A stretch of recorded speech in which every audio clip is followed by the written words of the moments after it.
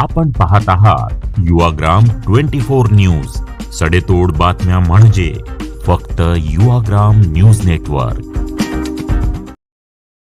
सांगली लोकसभा मतदारसंघात जो गोंधळ सुरू आहे, काल परवा उद्धव ठाकरे यांच्या पश्चात प्रवेश करणारे चंद्रहार पाटील यांची उमेदवारी उद्धव ठाकरे यांनी जाहीर केली आहे। ती उमेदवारी महाविकास आघाडीने डिक्लेअर केलेली नाही आणि विशाल पाटील हे महाविकास आघाडीचे दुसरे इच्छुक उमेदवार आहेत।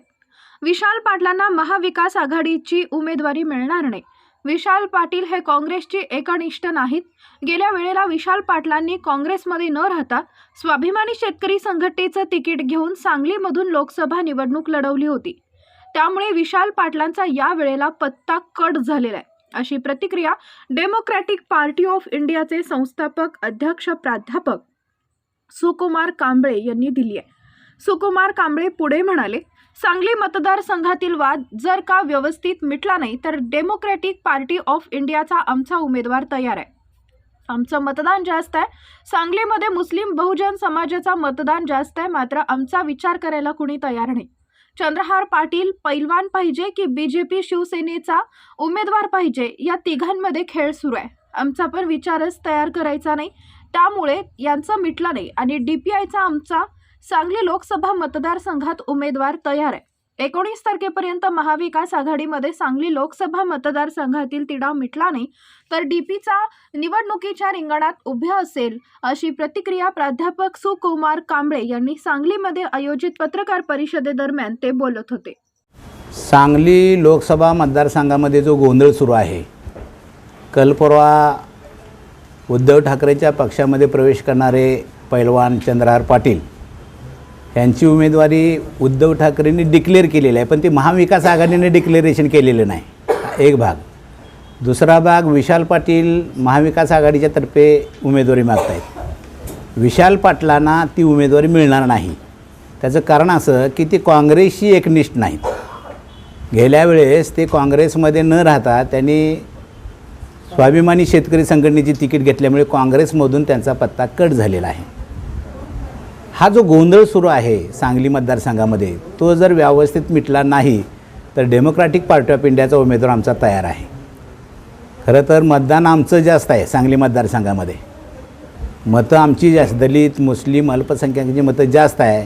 आमचा कोण विचारच करायला तयार नाहीत। चंद्रहार पाटील पैलवान पाहिजे की बीजेपी शिवसेनेचा उमेदवार पाहिजे, या दोघातच तो खेळ चालला आहे। आमचा कोण विचार करत आहे का? आणि ह्यांचं जर मिटलं नाही तर बीजेपीला रोखण्याच्या संदर्भामध्ये डीपीआय सांगली मतदारसंघ लढवू इच्छितोय म्हणण्यापेक्षा आमचा उमेदवार तयार आहे, पण 19 तारखेच्या आत ह्यांचा गोंधळ जर मिटला नाही महाविकास आघाडीचा तर आमचा उमेदवार आम्ही उभा करणार, असे मी डेमोक्रॅटिक पार्टी ऑफ इंडियाच्या वतीने डिक्लेरेशन करतो। डेमोक्रॅटिक पार्टी ऑफ इंडियाची पश्चिम महाराष्ट्राच्या प्रमुख कार्यकर्त्यांची बैठक सांगली येथे आज पार पडली।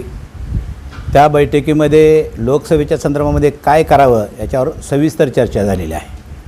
महाविकास आघाडीसोबत आम्ही जायला तयार आहे, पण बीजेपीची भीती दाखवून दलित मुस्लिमांचं मतं घेण्याचं जे धोरण महाविकास आघाडीने जे आखलेलं आहे, त्या संदर्भात आमचं असं मत आहे की महाविकास आघाडी डीपीआय असेल, वंचित असेल किंवा आणखीन काय पुरोगामी विचाराचे पक्ष संघटना असतील, त्यांना झिरोवर आम्हाला सहकार्य करा, झिरोवर आमच्यासोबत या, म्हणजे कुठलीही जागा न सोडता तुमचं मत आम्हाला पाहिजे, ही भूमिका ते सतत घेत असल्यामुळे ह्या आमच्या डीपीआयच्या कार्यकर्त्यांमध्ये दलित मुस्लिमच्यामध्ये अस्वस्थता निर्माण झालेली आहे। आणि म्हणून आम्ही लोकसभेमध्ये इंटरेस्टेड नाही, पण विधानसभेच्या संदर्भामध्ये आम्ही ज्या काय अट्टी घालणार आहोत त्या अट्टी जर त्यांनी मान्य केल्या तर आम्ही महाविकास आघाडीच्या सोबत जाणार आहोत। जर आमच्या अट्टी मान्यच केल्या नाहीत, आमचं समाधान जर त्यांनी केलं नाही तर मग आम्ही स्वबळावर लढण्याचा निर्णय झालेला आहे। खरं तर महाविकास आघाडीचा जो चर्चेचा जर गोंधळ पाहिला लोकसभेच्या जागेचा, तर दलित मुस्लिम अल्पसंख्याक यांना ते काय देऊ इच्छित नाहीत, जागा सोडायला तयार नाहीत। तुम्ही आमच्यासोबत या का, तर बीजेपी सत्तेत आलं तर तुमचं नुकसान होणार आहे। म्हणजे बीजेपीची भीती महाविकास आघाडी सरकार आम्हाला आघाडी घालत आहेत, त्या भीतीपोटी आम्ही त्यांच्याकडे जायचं का? तरीसुद्धा मतविभागणी होऊ नये, बीजेपी पुन्हा सत्तेत येऊ नये, याच्यासाठी आम्ही महाविकास आघाडीसोबत जायला तयार आहे। पण योग्य तो सन्मान आमचा केला तर, योग्य ते आमच्या अटी मान्य केल्या तर आम्ही त्यांच्यासोबत आहोत. नसेल तर आमचे जे प्रदेशाध्यक्ष म्हटले ते खरं आहे की आम्ही या महाराष्ट्रामध्ये लोकसभेच्या 4-5 जागा आम्ही सहज लढवू शकतो आणि आमच्या मताच्या फरकाने त्या जागा पडू शकतात. पण ह्याचा फायदा BJPला होईल याचं भान महाविकास आघाडीनं ठेवून त्यांनी योग्य त्या सन्मानानं आम्हाला बोलवून चर्चा करून आमच्या अटी मान्य केल्या तरच आम्ही महाविकास आघाडीच्या सोबत आहोत, अन्यथा नाही. नेमके असं आहे की विधानसभेच्या 288 जागा आहेत.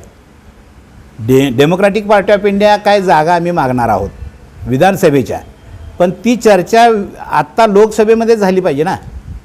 जर नुसतं देतो करतो म्हणून त्यावेळेस जर आम्हाला फसवलं तर आमची फसगत होईल. आणि म्हणून आमच्या विधानसभेच्या संदर्भामध्ये काय अट्टे आहेत, काय मागण्या आहेत, त्या मागण्या त्यांनी जर आता मान्य केल्या तर आम्ही तुमच्यासोबत अत्यंत आम्ही सोबत लढणार असं आम्ही त्यांना सरळ सांगून टाकलेलं आहे.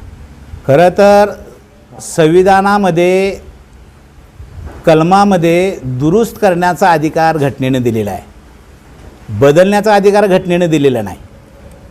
म्हणजे ही एक भीती घातली जाते, म्हणजे संविधान बदलणार घटनेमध्ये काय कलमांमध्ये दुरुस्ती करू शकतात, ते घटना बदलण्याचा अधिकार घटनेने दिलेला नाही. आणि घटना जर बदलायचं म्हटलं तर ती हुकुमशाही आली आणि ती हुकुमशाही देशामध्ये चालू शकत नाही, ती कधीही उद्ध्वस्त होऊ शकते. आणि म्हणून आमचं असं मत आहे की लोकशाहीमध्ये काय अराजकता माजली तर हुकुमशाही यावी असं वाटतं लोकांना, पण एकदा हुकुमशाही प्रस्थापित झाली तर ती उद्ध्वस्त करायला अनेक वर्ष जातात. ह्या भीतीपोटी BJP नावाचा पक्ष हा हुकुमशाही प्रवृत्तीचा पक्ष आहे. कधी पत्रकार परिषद पंतप्रधानांनी घेतलेले नाहीत. चौथा खंबा तो इलेक्ट्रॉनिक मीडिया आहे, प्रिंट मीडिया आहे, त्याच्यासोबत पंतप्रधान कधी येत नाही. ही हुकुमशाही आहे. मन की बात त्याच्या माध्यमातून आपलं मन ते मोकळं करतायत.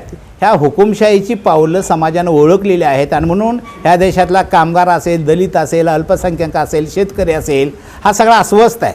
त्याला BJP नको आहे आणि म्हणून ह्या BJPला हटवण्यासाठी मताची विभागणी होऊ नये म्हणून आम्ही महाविकास आघाडीच्या सोबत चर्चा करत आहोत.